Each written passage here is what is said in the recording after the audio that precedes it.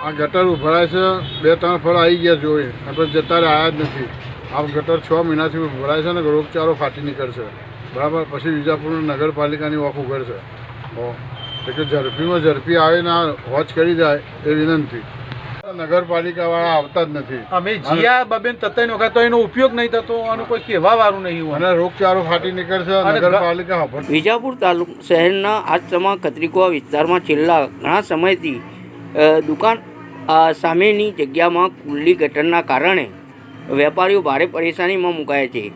જ્યારે આ ખુલ્લી ગટરની દુર્ગંધના દૂષિતના કારણે દુકાન ઉપર આવતા ગ્રાહકો પણ ઘણી વખત ખચકાય છે અને તકલીફમાં મુકાય છે. આ ગંદકી દૂર કરવા માટે પાલિકામાં વારંવાર રજૂઆત કરી છે, પરંતુ હજુ સુધી પ્રશ્નનો નિકાલ કરાયો નથી. એનાથી 6 મહિનાથી કોઈ આવતું જ નથી.